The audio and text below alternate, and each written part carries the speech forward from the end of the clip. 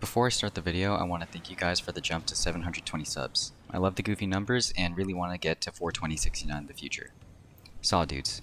I was thinking about some of my favorite exotic primary weapons and remembered Outbreak Perfected. I know I'm not alone when I say that almost everything about this gun just screams perfect.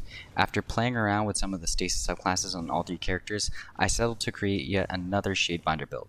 Admittedly, this is very similar to the Wicked Implement build with Osmiomancy Gloves, but possesses a lot more damage and ad clear potential. With this build, you can play from short range or long range with Bleak Watcher turrets that aim better than your blueberries and trials. Let's get started. Winter's Wrath is the only super that we can use. It's good for room lockdown, but not for boss encounters.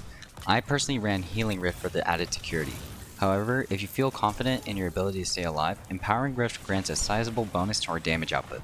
For the melee, we only have one choice, that being Penumbral Blast. This ability releases a Stasis Orb 4 that instantly freezes targets and is actually quite useful for shutting down aggressive enemies that can rush down.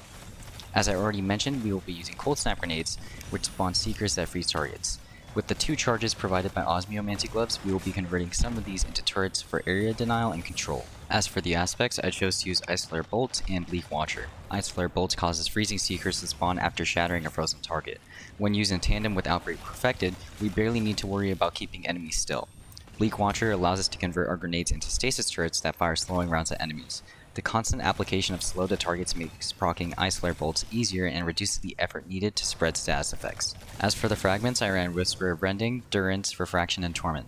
Rending increases the damage of Outbreak Perfected against frozen enemies by 40%, which we can stack with its exotic perk. Durance increases the duration of our slow inflicted on enemies and increases the duration of our Bleak Watcher turrets. Refraction grants us Rift energy upon killing slowed or frozen enemies. And finally, Whisper of Torment grants us chunks of grenade energy every time we receive an instance of damage, with a 1 second cooldown between activations. Each time we receive damage, we get 4% grenade energy, increased to 16.7% when in critical health. Now let's move on to the armor. Starting with the helmet, I use Kinetic Siphon, Heavy Ammo Finder, and Heavy Ammo Scout. Heavy Ammo Finder can be changed for another Siphon.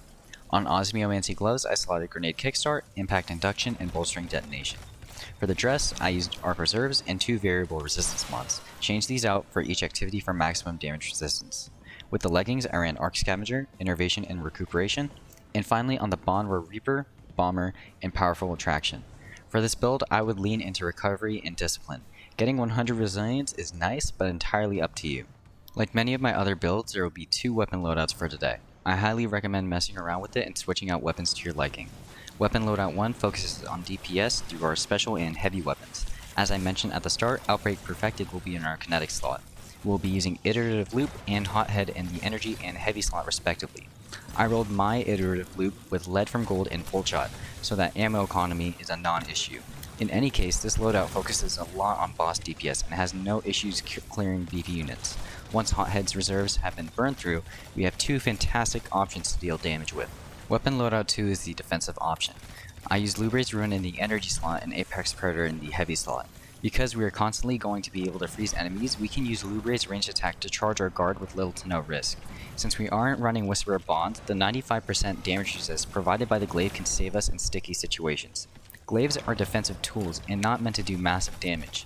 Apex Predator picks up the slack, however, and provides the damage we need in higher level activities. With bait and switch on it, we can easily contribute meaningful numbers in DPS phases during raids or nightfalls. Keep in mind that the recording of this video has gameplay where armor mods were disabled due to bugs. Even without them working, this build was amazing and will only get better with time. Whisper of Rending's damage bonus stacks with that provided by nanites sticking to targets. Essentially, we are double dipping in damage buffs. I won't go into the math due to the exhaustive nature of the nanites, but with 5 nanites on a frozen enemy, we are looking at an estimated 340% damage increase. This is super doable considering that we will be constantly freezing groups and creating additional nanites on kill. Sorry if the video seemed a little monotonous, I just really wanted to get this out. I hope you all enjoyed it. Thank you for the 720 subs and happy farming.